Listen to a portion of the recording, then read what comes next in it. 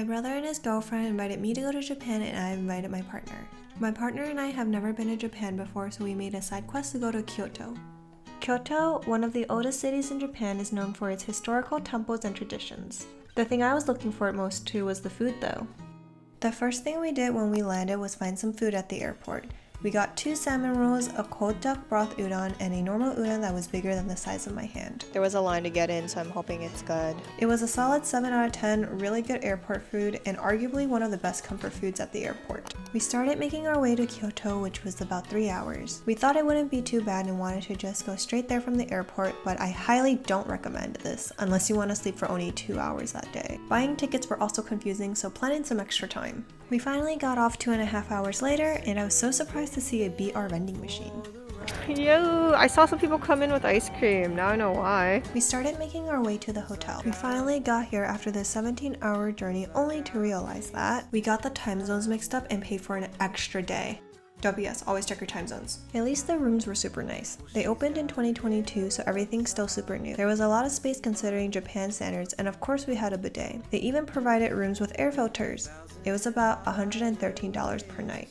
After showering, we got hungry and started going into the neighborhood to find food. This car's so cute. We found this 24-hour place but had to leave because it was cash only. Thankfully, there was a 7-Eleven across the street that we could withdraw from. 7-Elevens in Asia always amaze me with the endless variety of options they have. Oh my god, I saw this and I thought of Lapchang. It was really easy to get cash from 7-Eleven. I recommend getting a travel debit card with no ATM fees like Schwab or SoFi. Money. We went back to order and everything's under $5.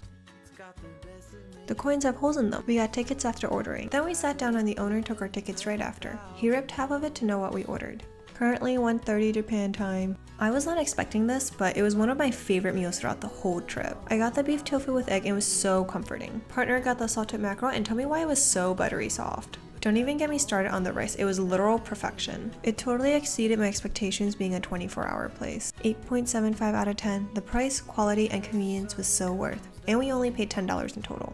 The next day we got more tickets for breakfast. I like this system, it's very efficient. Almost everything is self-service. It's supposedly a very popular lunch spot for office workers. All the veggies come from local Kyoto farmers, so I picked a bunch. They also had curry. The colors looked so vibrant I was excited to try. And they even had udon. We got shabu shabu and I didn't know what the broth was. I did not like that. Overall, an interesting experience because no one spoke English here. It was a solid 6.5 out of 10 for me. Everything was really fresh. Saving grace was the curry. The curry was really good. But I was kind of there more for the vegetables because it's supposed to be like vegetables from all the surrounding Kyoto farmers, which is a really neat idea. But I think maybe I'm just not used to Asian vegetables. Like, they were really normal, like cucumbers and tomatoes, but it tastes different, which I think is worth a try. Do you have anything to add? No, that place was mid. Anyway, now we're headed to get some coffee. We ordered a hot latte and drip coffee. Sadly, drip coffee is more popular than lattes in Japan, so I didn't have high expectations. 6 out of 10, it was a bit too acidic for me. He liked his drip though. Then we walked over to Nishiki Market. The market was full of vendors and tourists. I was overwhelmed by all the products on display. Happily, we also found a lot of samples. Some vendors even try to entice you into the store by offering tea. And that's genius because you get so thirsty from walking around. I think this was a mist dried fruit store that also roasted their own chestnuts. Whatever the case, there were a lot of samples to try in the store. Besides food, you can also shop for clothes here. I was looking for a puffer. This one reminded me of a comfy sleeping bag. And then I liked the kimono influenced front of this one, but it didn't seem warm, so I didn't end up buying any of them. Then we stumbled upon a fragrance shop. They had a wide array of scents and also created one on the spot for you. We ended up getting one called Green Wind. It was so value. Afterwards, we got hungry and decided we wanted to try value sushi from the market. It looked really fresh and there was seating in the back. Also, it was only about $5 USD. I felt like I was actually at a fish market. Ooh. Ah. Thank god I washed my hands right before this. 7 out of 10. It was really fresh but had a weird texture because they were discard pieces. I saw a lot of cooked seafood stands and wanted to try it too. I got the scallop shell with buttery soy sauce, and it looked yummy in pictures but I didn't end up liking it. The tempura wasn't good either. Then we went to a nearby temple to walk everything off. Not long later we headed towards Gion. Gion is known as the city's entertainment district. There are a bunch of shops. Matcha House was popular on TikTok for their matcha tiramisu. This was a good spot to rest since there's so much seating outside and upstairs. We got the matcha tiramisu and Hojicha latte. This reminds me of Moss. The cake is overhyped, 4 out of 10. The cake was so dry and the cream was thick but didn't even have any flavor. Surprisingly, the Hojicha was pretty good though, 7 out of 10. After resting, we walked over to get some Rio dinner. The owners didn't speak English, but they had everything translated to English and the owners had pictures on her phone. We ordered a Kyoto obanzi, where at least half of the ingredients had to be from Kyoto, a bonito hatsukatsuo, a yu tofu, and a mackerel braised in soy sauce. It's an 8.5 out of 10. All the foods were good quality and comforting, plus the owners were really kind. Hello! So today is day 3 in Japan and we're headed to Osaka today. Thinking we're gonna go shopping, eat some good food. Apparently it's called the Kitchen of Japan, so I'm excited to try foods there that I don't think I would be able to try other places. We wanted to get something quick before taking the train, so breakfast is at McDonald's. We got a teriyaki and shrimp burger. Oh my god. The shrimp burger was pretty crispy. He didn't like his teriyaki burger though. I hate it. It didn't smell good. I was pleasantly surprised by this burger.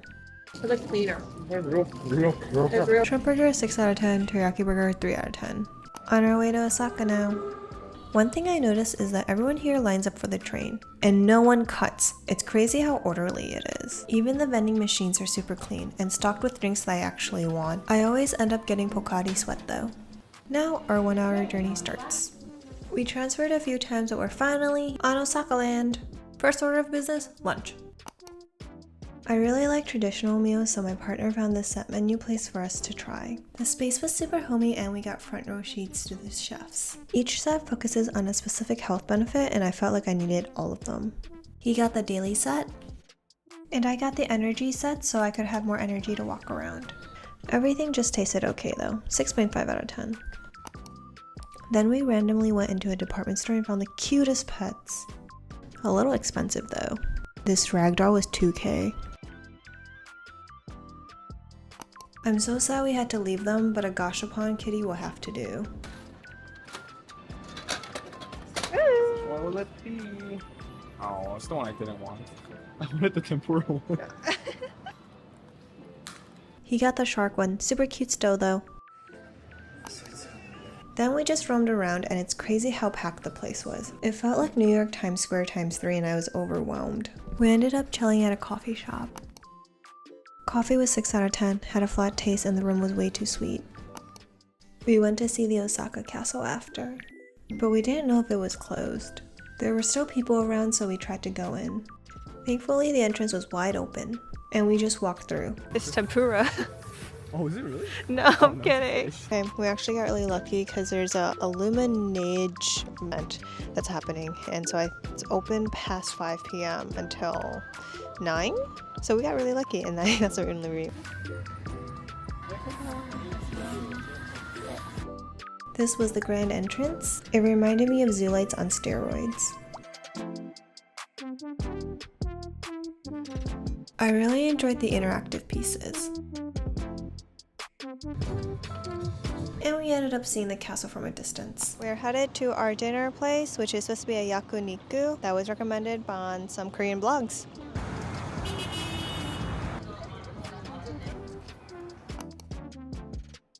A yakiniku broadly translates to grilled meats. It focuses on drawing out the natural flavors of the meat, which usually means it comes unseasoned. Since we're in Japan, we had to try Wagyu at least once, so we thought, why not here? It was my first time having such premium cuts of meat, and the staff was super nice to explain where it all came from. Another reason we were excited for this specific restaurant was because they had kimchi. You'd be surprised how hard it is to find good kimchi in Japan.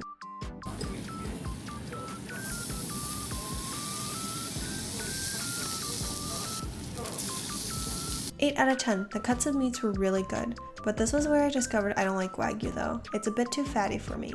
The staff was too sweet, they gave us a parting gift. When we left, it was slightly drizzling and all the umbrellas out were such a vibe. I was super full, but I didn't want to leave Osaka without trying a takoyaki ball. These were eh. Okay, time for us to go home. Bye bye Osaka. We're headed to Tokyo to meet my brother soon, so we're using the hotel luggage delivery service. Hotels can send luggages to one another for $22 and it arrives the next day. I highly recommend this because it makes traveling between cities much easier. Then we went to get breakfast at a tonkatsu place. I like that I got to order my own sauce to pair with the pork katsu. TBH, I'm not the biggest fan of tonkatsu in general, so it was a 6.5 out of 10. The pork wasn't as juicy or crispy as I wanted it to be. We just finished eating the tonkatsu and we're making our way to the tea ceremony where we're gonna get dressed up in kimonos. And on our way there, we're passing by this like long hallway of markets where it's like full of random stuff. So yeah. This market was lined up with claw machines and we couldn't help but stop at each one. I beat the system. He wished he beat the system. Honestly, these small ones were such a scam. Oh. No way. Okay, we gave up. When we arrived, we got separated to change into our kimonos. And they gave me toe socks too. We picked our own colors and they helped us put it on. It made me feel like a noble lady. We were brought into the group room to see how a tea ceremony is properly performed. We got to learn the basics of the tea ceremony, and learned how it is also a type of meditation, since guests are supposed to be silent during the ceremony. That way, the art can be appreciated and your mind calm. At the end, to show you like the host's tea, you slurp really loudly. Our host also taught us how to properly whisk matcha. She was super fast with her whisk. Then we got to try ourselves. It was actually really tiring to get it to be frothy. My stamina, no good. It's good. 8.5 out of 10, would recommend. We slowly made our way to dinner. I saw this place with really good reviews. We got seated in front of the chef again. They started us with pickled appetizers. I think this was a pickled garlic bulb. It wasn't bad. I don't even like tomatoes, but this tomatoes was chef's kiss. The meat was so juicy and tender, and the green onion sauce was such a perfect pairing. 9 out of 10, it was worth. Everything was fresh and delicious. We walked past this place earlier and wanted to give it a try. We got the original flavor and it was hands down one of the best custards we've both had. A failed attempt at making unwrapping look graceful.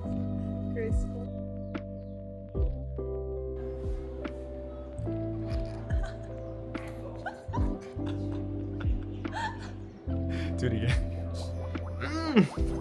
9 out of 10, it was balanced and not too sweet. Good morning. Today is our last day in Kyoto and we surprisingly woke up around like 7 a.m. So we're gonna go to the bamboo forest. But right before that, we're gonna eat at like, oh guys, look. It came out so quick. It's their breakfast set. I got an egg, sausage, and then I wanted to try their natto beans. And it comes with tofu and miso soup. I'm excited. This was my first time trying natto beans. I heard it was good for your gut, so I wanted to like it. The texture threw me off a little. It didn't really taste like much. Definitely an acquired taste. 5 out of 10, everything was just okay. Now, onto our little bamboo adventure. We just got off the train stop and it's a 14-minute walk to the bamboo forest. And then it's a really nice little path to go down. It's just kind of secluded. So I'll show you when we get there.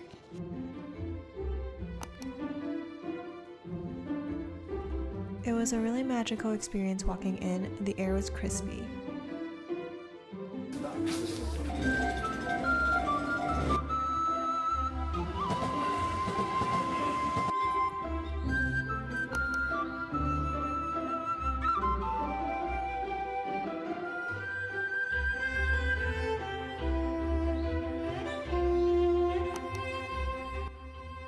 This place reminded me of a Studio Ghibli restaurant.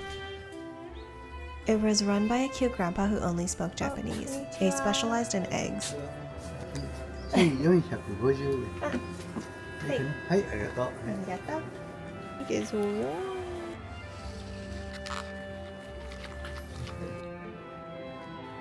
Seven out of 10, the food wasn't great, but the vibes were really cute. We headed back to the main street and found my favorite Japanese character, Kurila Kuma.